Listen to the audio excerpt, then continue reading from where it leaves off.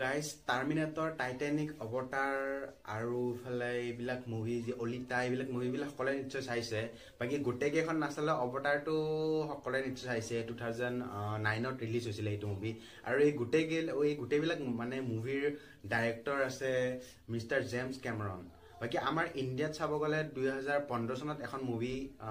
release হৈছিলে বাহুবলীটো নিশ্চয় সকলোৱে চাইছে তো এনেকুৱা এখন ছুপাৰ ডুপাৰ হিট মুভি আছিলে তাৰ সেই মুভিখনৰ মানে যি এছ ৰাজামৌলীয়ে সেই মুভিখন ৰিলিজ কৰি কেনে আমাৰ ভাৰতৰ যি চিনেমা জগতৰ একেবাৰে নজৰে পুৰা সলনি কৰি দিছিলে কাৰণ সেই মুভিখনৰ চৰ্চা একেবাৰে বাহিৰৰ মানে বেলেগ কাউন্ট্ৰীবিলাকতো তাৰ চৰ্চা চলিছিলে নিউজত চাব গ'লে বাহিৰৰ যি ফৰেন কাউন্ট্ৰী আছে তাৰ নিউজবিলাকতো এই মুভিখনৰ বিষয়ে বহুত বেছি চৰ্চিত হৈছিলে তো সেইটো ফালেদি চাব গ'লে সেই মানে আমাৰ ইণ্ডিয়াত চাব গ'লে সেই মুভিখন একেবাৰে এখন মাষ্টাৰ পিচ আছিলে বাকী এনেকুৱা মাষ্টাৰ পিচ মুভি জেমছ কেমেৰনে পুৰা 30 বছৰৰ পৰা দি আহিছে আমি সকলোৱে ইমান বহুতবিলাক মুভি আছে সকলোৱে চাই এই বাহুবলী চিনেমাখনে আমাৰ ইণ্ডিয়াত চাব গ'লে প্ৰায় 100 কৰৰৰো অধিক কালেকশ্যন কৰিছে তো ভাল কালেকশ্যন কৰিছিলে আমাৰ ইণ্ডিয়াত চাব গ'লে এইটো মুভি আৰু ভাৰতত চাব গ'লে এই মুভিটোৰ আগত আজিলৈকে মানে কি এইটো মুভি যেতিয়া ৰিলিজ হৈছে 2015 লৈকে তেতিয়ালৈকে এনেকুৱা ৰেকৰ্ড মানে কি কোনো এখন মুভিও মানে এনেকুৱা ৰেকৰ্ড কৰিব পৰা নাছিলে তো সেইটো ফালেদি চাব গ'লে বহুত ছাকচেছফুল মুভি হৈছিলে এইখন এছ ৰাজামৌলীৰ আৰু জেমছ কেমেৰনৰ মুভিবিলাক যদি আপুনি চাই আমি যে মানে কি ৰিলিজ হোৱাৰ আগতে আমি যদি ইমানমান মানে এক্সপেক্টেশ্যন ৰাখোঁ কিন্তু মুভিখন যেতিয়া ৰিলিজ হোৱাৰ পিছত তেতিয়া একেবাৰে ইমানলৈকে গুচি যায় তো চাব গ'লে মানে কি তেখেতৰ প্ৰত্যেক ফিল্মে এতিয়ালৈকে পুৰা এখন পুৰা মাষ্টাৰ পিচৰ নিচিনা হৈ পৰিছে বাকী আমি কথা পাতি আছোঁ অৱতাৰ মুভিখন অৱতাৰ পাৰ্ট 2 তো এই মুভিখন কিহৰ কাৰণে ইমান বেছি স্পেচিয়েল তো সেইটো কৈ আছোঁ মই ভিডিঅ'টো স্কিপ নকৰাকৈ শেষলৈকে চাই থাকিব 2009 চনত যে জেমছ কেমেৰনে যিখন মুভি ৰিলিজ কৰিছিলে অৱতাৰ পাৰ্ট 1 সেই মুভিখন চাব গ'লে মানে ৱৰ্ল্ডৰ ভিতৰত সকলোতকৈ দামী মুভি চিনেমা বুলি কেনে নিউজত সকলোতে প্ৰচাৰ হৈছিলে বাকী সেই চিনেমাখন তেতিয়াৰ বাজেটত চাব গ'লে আপোনাৰ 1500 কৰল টকাৰ বাজেটৰ আছিলে সেইটো মুভিটো বৰ্তমান এতিয়াৰ টাইমত চাব গ'লে প্ৰায় 2000 কৰল টকাৰ বাজেট হ'ব তো আপুনি ভাবি চাওক সেই সময়ত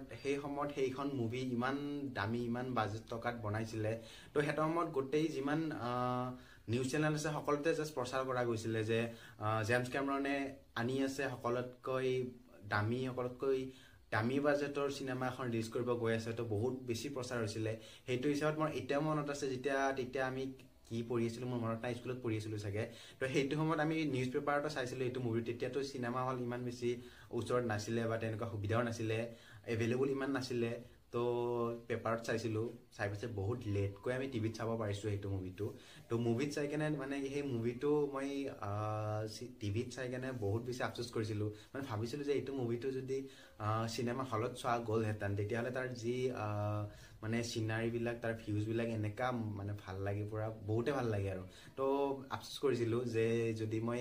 হলত চাব পাৰিলোঁ হয় কিন্তু তেতিয়া সম্ভৱ নাছিলে সেইটো সময়ত ইমান বেছি এভেইলেবল নাছিলে এইবিলাক সেই মুভিখনৰ কথা চাব গ'লে সেইটো সময়তে $2.92 বিলিয়ন মানে কালেকশ্যন কৰিছিলে সেই মুভিটোৰ পৰা জেমছ কেমেৰনে তো আমাৰ ইণ্ডিয়াৰ বাজেটত আমাৰ ইণ্ডিয়ান ৰুপিজ চাব গ'লে $2.92 বিলিয়ন কিমান হ'ব আপোনাক কেলকুলেশ্যন কৰি চাওকচোন মই নিজে কনফিউজ হৈছোঁ একচুৱেলি কিমান হ'ব তো কোনোবাই কেলকুলেশ্যন কৰি কিনে কমেণ্টত জনাব মই চিম্পলিভাৱে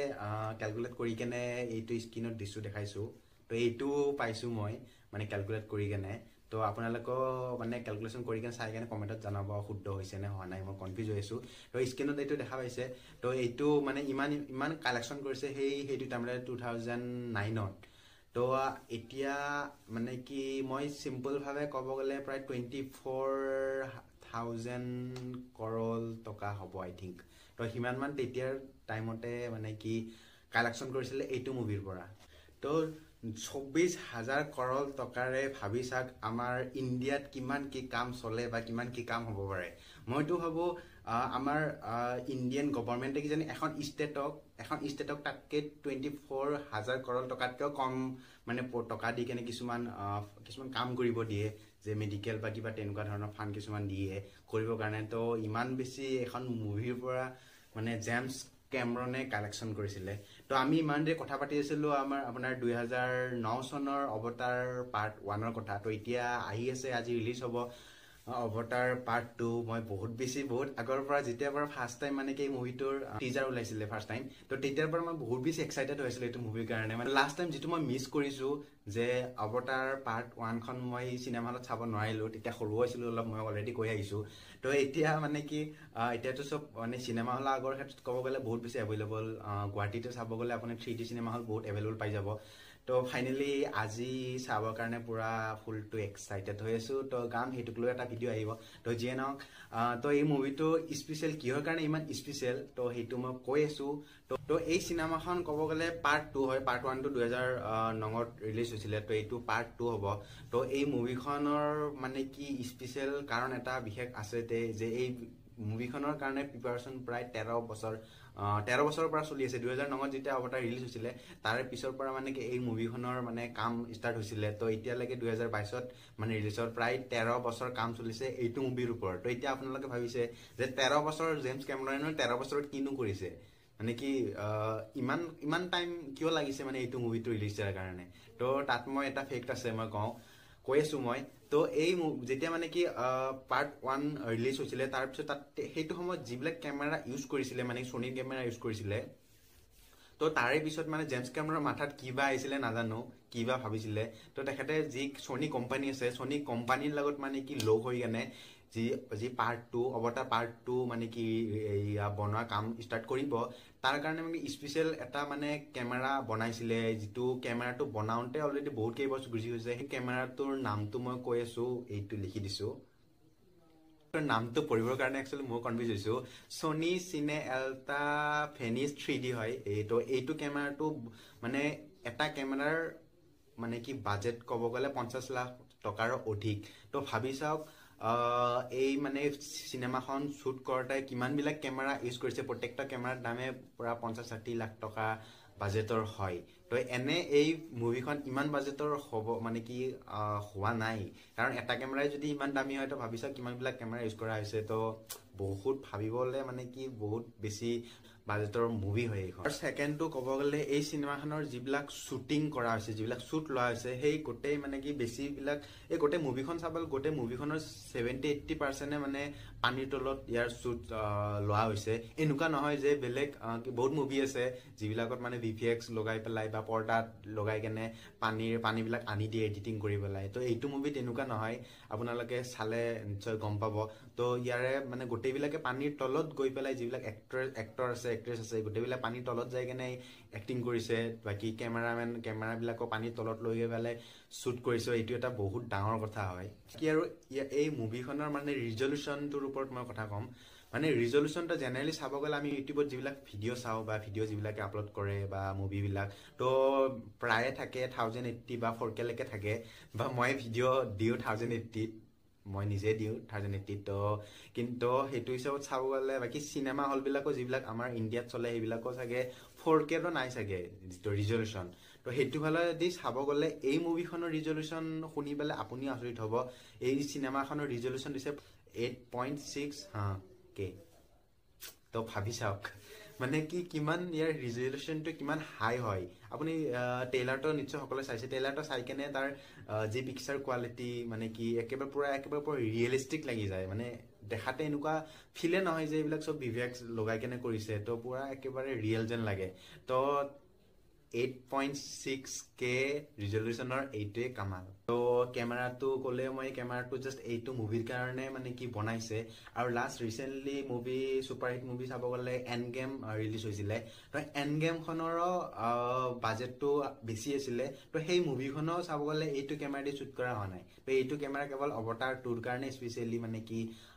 বনাইছিলে তো আগৰ মুভিখনতো 2009ত যে পাৰ্ট 1 ওলাইছিলে সেইখনতো ক'লো মই অলৰেডি প্ৰায় 24-25 হাজাৰ কৰল টকা কালেকশ্যন কৰিছিলে তো সেইটো ফালেদি চাব গ'লে এইটো মুভিৰ যদি ষ্টৰিটো যদি ছুপাৰ হিট হয় তেতিয়াহ'লেতো মই ভাবোঁ পুৰা 30,000 কৰল টকাতকৈও মানে অধিক হৈ যাব 30,000 কৰল টকাও ক্ৰছ কৰিব এইখন মুভিৰ কালেকশ্যনে আৰু জেমছ কেমেৰনে যেতিয়া মানে আমাৰ ইণ্ডিয়াত আহিছিলে প্ৰথম মুভিখনৰ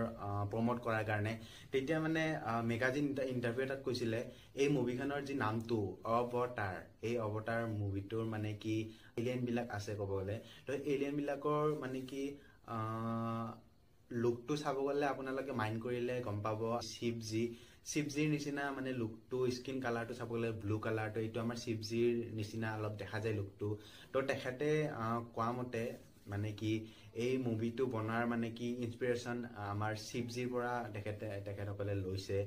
যাৰ কাৰণে লুকটো চাব গ'লে স্কিন কালাৰটো চাব গ'লে শিৱজিৰ লগত বহুত মেচিং হয় তো ষ্টৰিটো যদি ভাল হয় তো মই ভাবোঁ তো একেবাৰে ছুপাৰ ডুপাৰ হিট যাব তো এক্সাইটেড বহুত বেছি হৈ আছোঁ